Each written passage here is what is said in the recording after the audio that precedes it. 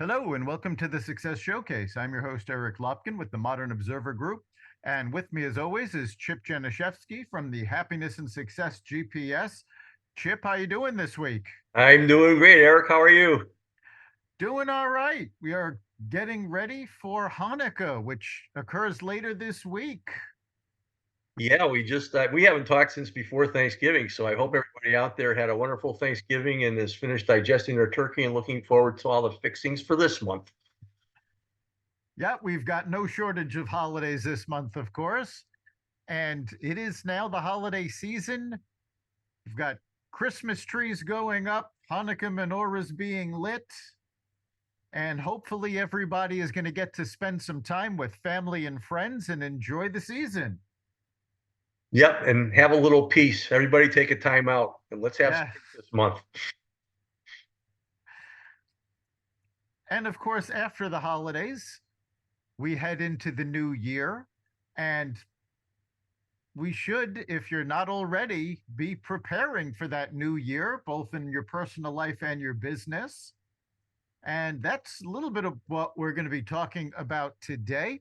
We have a special guest, Gabe O'Neil, who's got a tool that helps people in their business. And we're going to talk about that a little bit and overcoming some adversity and all the good things that will come in the new year. So, Gabe, welcome. Well, thank you so much, Eric and Chip. I appreciate you having me here. I'm looking forward to it. Great. So, why don't you tell our listeners a little bit about yourself? Okay, so my name is Gabe O'Neil. I'm also widely known as the godfather of the digital business card. Funny story, when we moved to Atlanta about 5 years ago, or maybe even longer than that, I was just using networking to get to know people. We moved again, and then I thought, oh man, it takes so long for people to get to know you. So how can I expedite this process? So I decided to give them something of value without asking anything in return. Give them something that we could break the ice with it. They get to see my work ethic, my creative. They get to see that I follow through on things I say I'm going to do, which is important.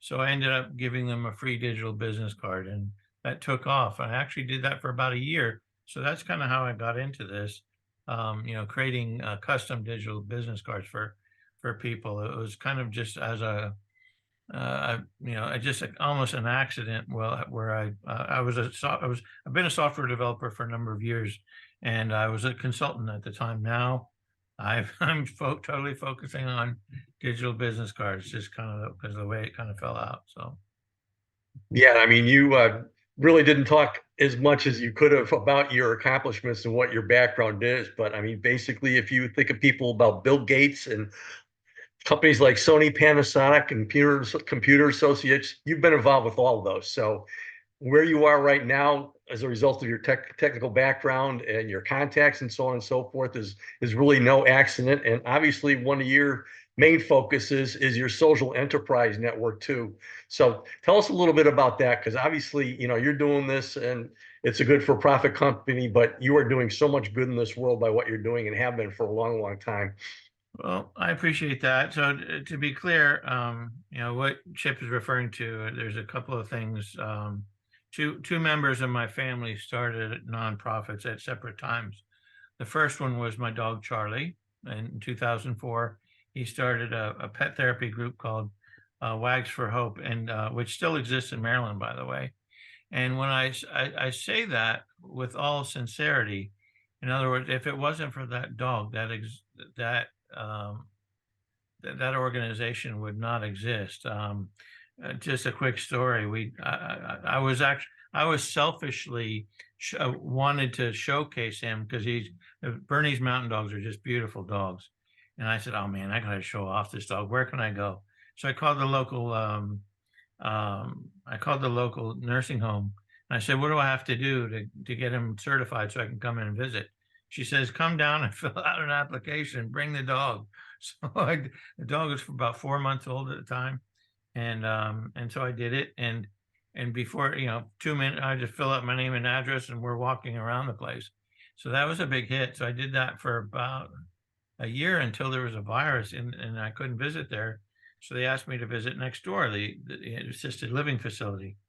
And when I did that, I was really scared because Charlie was much bigger at this time and his bark was very threatening. So I didn't know what he was going to do. So he walked in, he yelled over the loudspeaker, "There's a huge, big black dog in the lobby."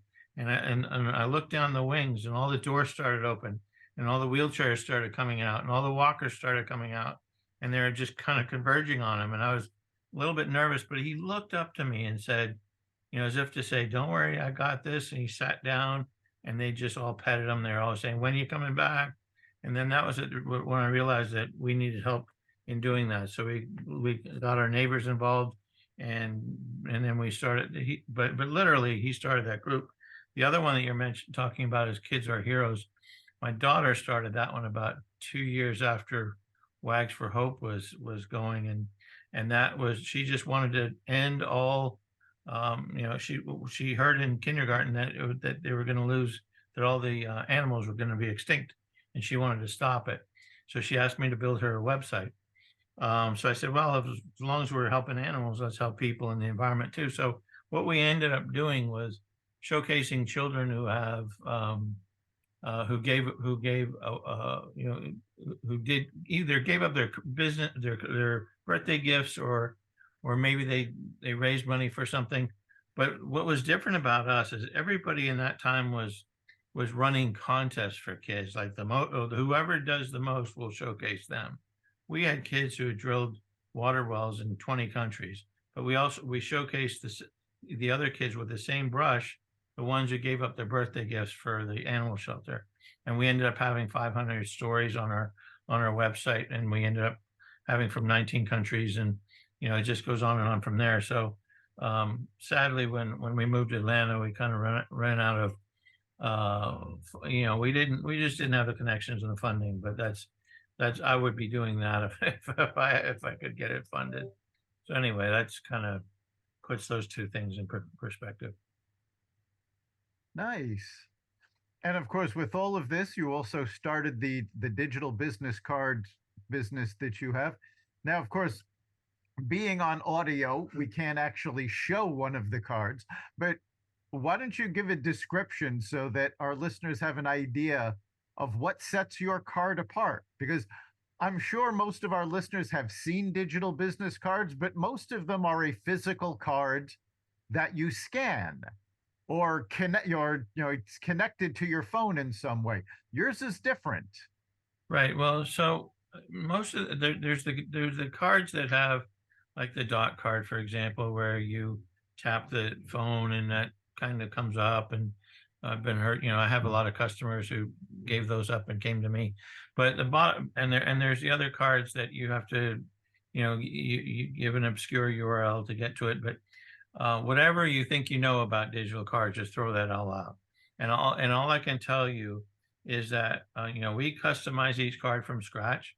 And when I say customize, I mean we get your logo, your headshot, and your website colors, even a branding guide. And I send it off to my graphic artist, and she builds something beautiful to stand out. And that's the number one. That's what we're trying to do, is not to get your Wikipedia out there like a lot of the other ones are doing. We're there to make an impression so that people don't forget you. So they will think of you when it comes to your business, and then they will give you referrals. The other part of it is the delivery method. So you can actually get my card by texting the word Gabe, Gabe, to the number 321-421-5213. And when you get my card, my card will be delivered to you. And when that happens, we also capture your cell phone number. Now you can opt out at any time, which is like we don't spam you or do anything like that. But and you can opt out, or you can stay connected with us and learn about all the other stuff that we do. Plus my schedule's right on my card. And that way, the only reason why I say that is to do that is because then you'll experience why our card is so different. You'll see a splash video in the front of it that's very, very different. It's very unique. But it's designed to, it's designed to get you business. And when you teach other people your keyword number, then you get referrals from them a lot easier. So there's really a lot of layers to that onion. Yeah, from what you showed me, the card itself is essentially a mobile website, a mobile friendly website. So you have all of the features on there that a website has, which of course you can't put on a print card. Correct. I call it a microsite because it's not, a website, people can get lost in it. They get overwhelmed with all the different menu items. It's just one page that always fits in the real estate of the phone or of the computer. And it has all your important information, but it is a landing page. And then and from there, you can click on all the different links. You can watch the video of the person. You can download a white paper if that person has one, and to exchange an email information. But again, it's the looks of it that when the typical reaction when people see either my card or any one of my clients' cards, it's, oh wow, I've never seen anything like this. There really isn't anything else like this on the market. That's why ours, when people hear digital business cards, say, yeah, I tried one, they didn't really work, they didn't really do anything for me. I wouldn't even be able to tell you how to access it. But when they see ours, then they go, okay, now I get it, because we even have a CRM in the back, in the background. When you capture their cell phone number, it actually goes to that CRM, or it can actually go to Go High Level or HubSpot. So there's a lot of layers. There's a lot of stuff underneath it, where our focus is creating something that actually gets you business and has an ROI to it. So that's kind of where we are with that. Now, you had said you initially were giving this away, you just wanted to provide a value, but how did you come about with the idea that this was what you wanted to give away? Well, it was funny because I was thinking, well, what can I do to, to expedite the process of people getting to know me? And, I had a digital business card of my own at the time that I created. It was a PDF file. And I looked at it and I said, well, this is no good. You can't share it. At the time, you had to have a special reader and all that. And so it was just something that I thought that it would take me a few hours to work on, which is what I was willing to do. It would actually showcase the thing about it is that it really marries a lot of my skills. Like Chip had mentioned, that I've been doing a lot of technical stuff for a lot of technical companies, but at the same time, through those two charities, I had to learn marketing. We ended up with the Kids Are Heroes. We ended up getting my daughter on the Ricky Lake show through Twitter. I ended up meeting Richard Branson. That was also through Twitter. But that was because I was learning marketing, and we did a lot of videos as well. So I have all these skills that I really wanted to marry. And so I thought, well, if I do a digital business card, I did in the beginning, I did everything, the graphics and the software and everything that they needed for it. So it kind of, that's how we kind of fell into it. And people, I did that for an entire year. And the people's their colleagues want to, I'm in the same company as this other guy in the mortgage company, he wants one too. So I said, well, okay, maybe I'll start selling them. But the funny part of that is I never thought anybody would pay for them. And so I thought, well, this is great, but nobody's gonna want to buy them. And so people wanted to buy them, and I said, okay, great, but I charged them like $100 or something. And I said, but nobody's going to really want to pay enough where it's going to make it worth my while. And then all of a sudden I started to think, so wait a minute, where's this talk coming from? It's coming from me. It's called a glass ceiling that I'm putting over my own head. And once I pulled that apart and said, you know what, I can sell this to companies, I can sell it to teams, and they can really get a huge ROI from it. Then I decided to go all in with focusing on it as a product and at that point I could have said, okay, well, I can do websites, I can do anything you want because I have those skills. But I said, no, I want to build the best digital business card out there and continue to focus on that, continually tweak it and make it better. So that's kind of where we are now. Yeah, and you did mention in your write-up that the effect kind of that the pandemic had in 2020, and that this was initially popular, but all of a sudden it's blasted off to be a worldwide phenomena. The things that you're doing, obviously, because the technology is there, because the pandemic, even though we physically had a distance, it opened up a whole new world of prospects for a lot of different businesses. So talk a little bit about the effect there, because it looks like that's when things really started exploding for you.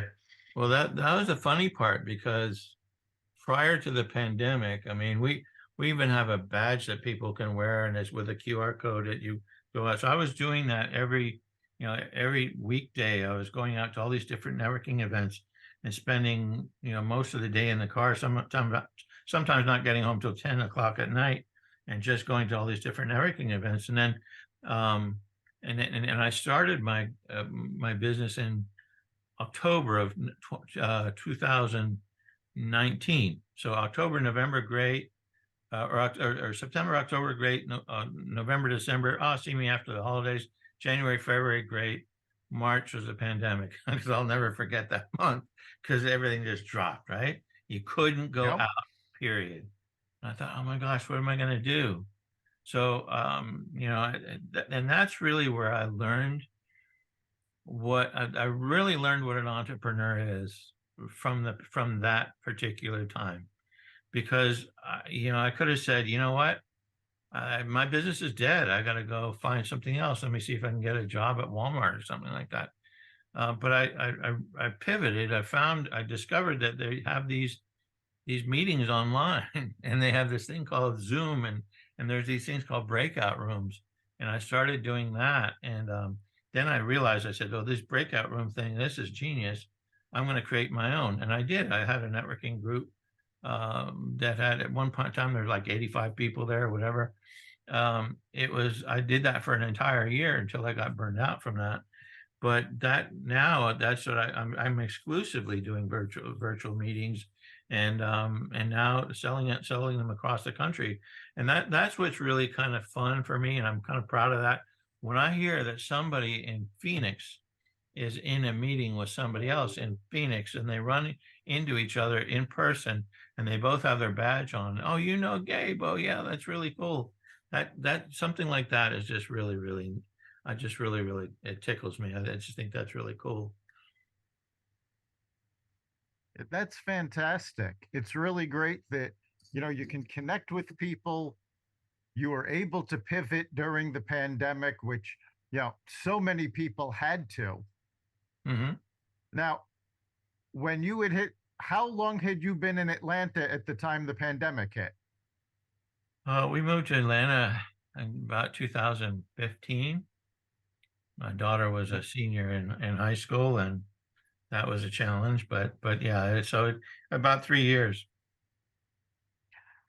All right, so 4 years. Yeah, so you had basically pivoted to move down there, and then had to pivot again. And you've had a couple of pivots along the way. So why don't you tell us a little bit about what brought you down to Atlanta? Okay, pivot is a really nice word for Yeah. what brought me down here, because it was much more of a disaster than anything else. But I'd been working for a company for 16 years, and of course I had a lot of stock in it. The idea is when they sell the company, make all kinds of money. It was, it was my investment, and over time, I kind of got distracted by the charities that I was working on, because I was putting a lot of time in there, and that didn't bother them.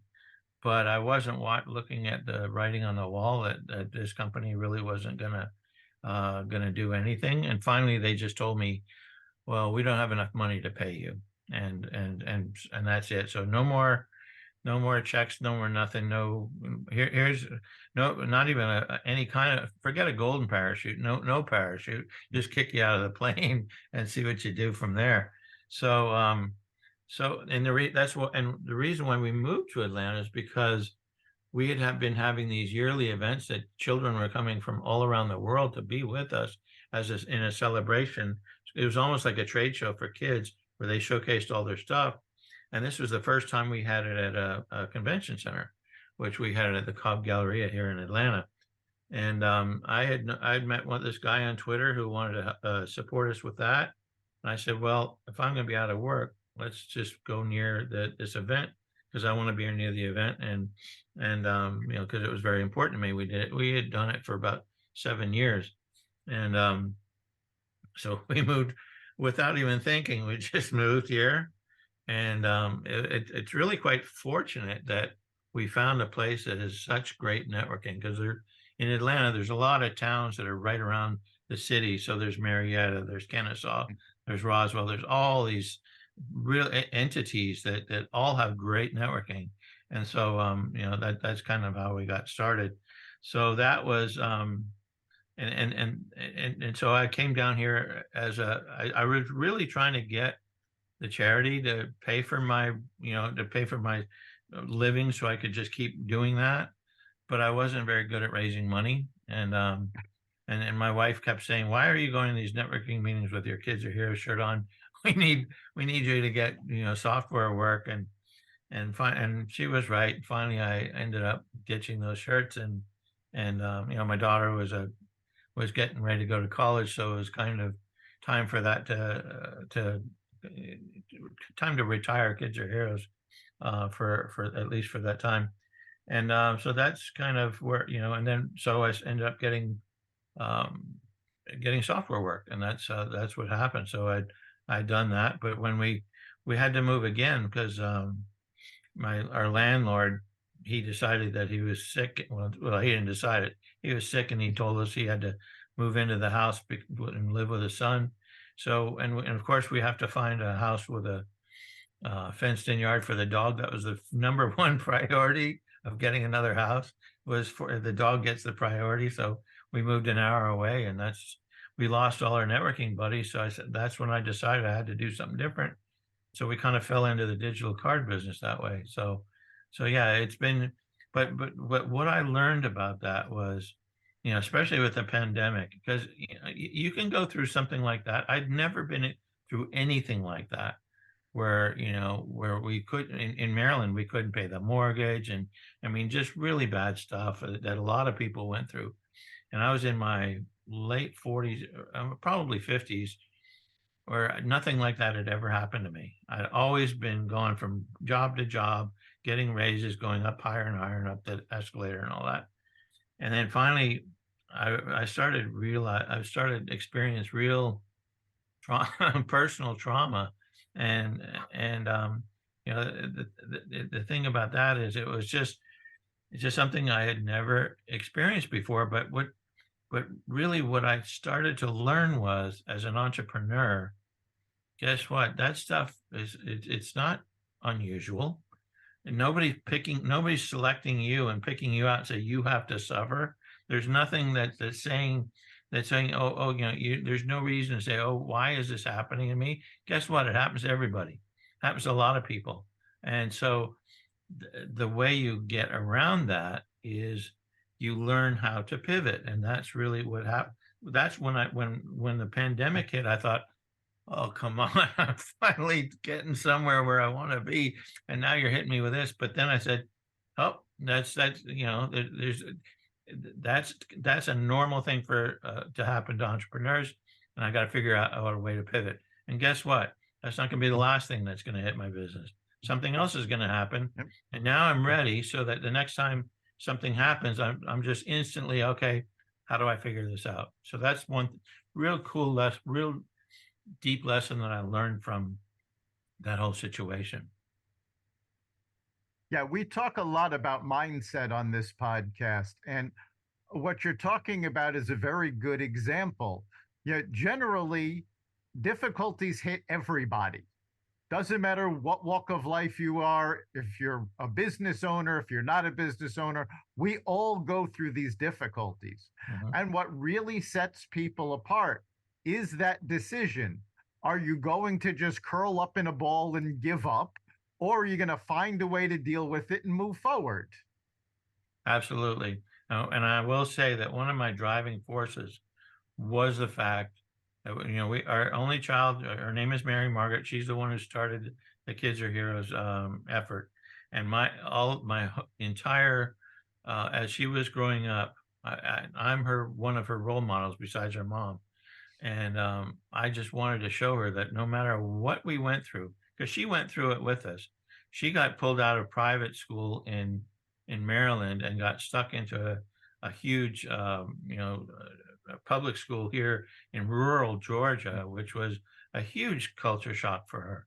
So she experienced everything that we did, but I wanted to show her that no matter how many times I got hit, no matter what happened, no matter we're short of money, this, that, and the other thing, I'm never going to stop. I'm always going to push forward, and that's, I think that's really, but it was because of her that I wanted to show her that.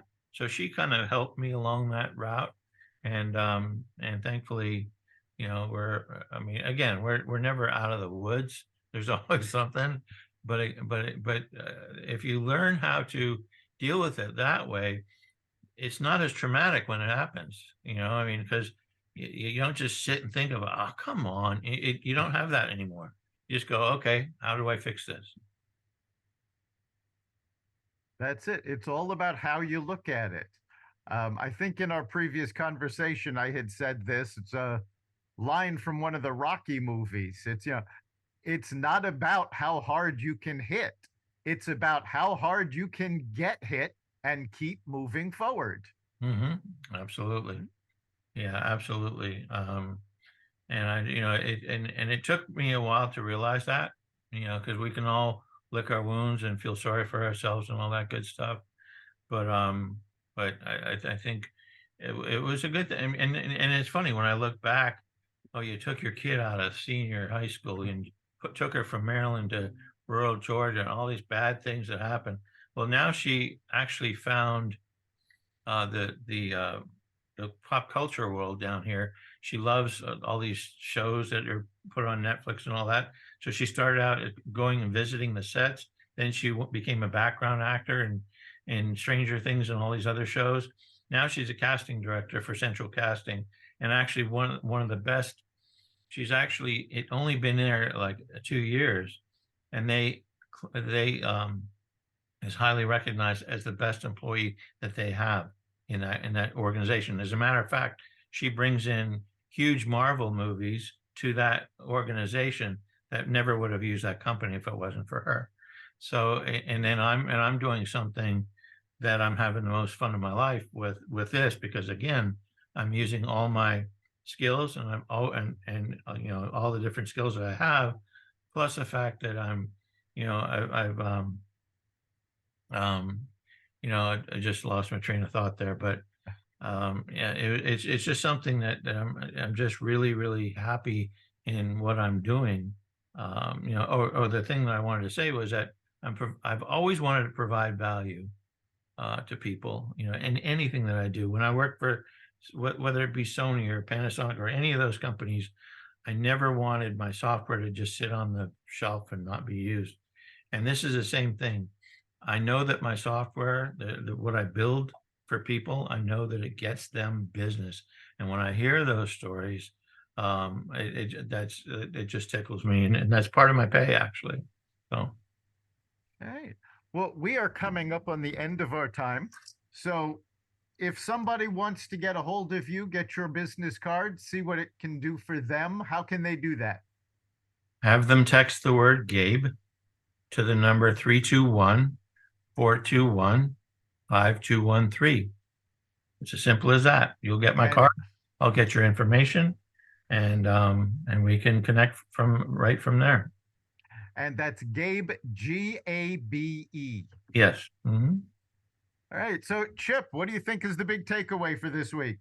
Wow, this is when I first saw your website. Obviously, you've had an amazing ride, and you've definitely had some downs with the ups and so on and so forth. I think it's pretty appropriate that Eric brought up Rocky at the end of this, because you've been through a few rounds. Your story is truly, truly inspirational. And, for all of you that are out there, I mean, we have been talking recently about planning for 2024 and so on and so forth, and working on yourself. And that's the most important thing. I mean, you brought up the word pivot, and you have had a lot of punches thrown at you, but you've always had that drive in there. You've had the inspiration of your family and everything else that you're doing to do these different things. And one of the things, obviously, that's close to Eric's and my heart is the word networking, because networking, once you do your own homework, I mean, basically, it's not just going to happen. You've done a lot of work, and a lot of different ways and so on and so forth. So you're prepared for everything that happened. And so whatever happened, maybe you just kind of fell into it, but you already had the expertise and the drive to get into that. So for those of you out there, what do you want to do next year? What is your purpose and so on and so forth? And then if you can put together those things that you want to do, we all got together through networking. Eric and I, one-to-one probably 15 years ago. Gabe, you came to me through my good friend Melissa, who's from Southington, but all over the world doing what she's doing. And the networking thing is unbelievable. And what you're doing is tying everybody together very, very simply by doing that. So for all of you who are out there, get organized, get some people working with you, because obviously you've had a lot of influences in your life. And by doing things virtually, you're going to have a lot bigger field to do that. But if you do the planning, you put your own inspiration into it, and you have the drive to do things, networking is the way to go. I really highly recommend getting involved with this. So definitely take Gabe up on his offer to get your digital card and get going with that stuff. But thanks so much for being here. You are truly inspirational. It's just a great way to end this year and start next year. Thank you so much. I appreciate it. Yeah, thanks for being here, Gabe. I think for me, the big takeaway is the fact that you didn't give up. No matter what hit, no matter what changes you went through, no matter what you had to do, you kept moving forward. And that's the big takeaway. That's what people need to do. Again, it's all about that forward momentum.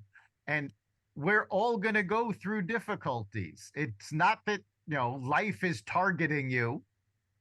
It happens to all of us, and we just need to keep moving forward. So thanks for being here, Gabe. Thanks again. You've been listening to the Success Showcase. You can catch every episode at xvadio.com/podcasts, the Apple Podcasts app, Google Podcasts, Spotify, iHeartRadio, Audible, Amazon Music, and wherever you find podcasts. Remember, make this your best week ever and make next week even better. We'll see you then.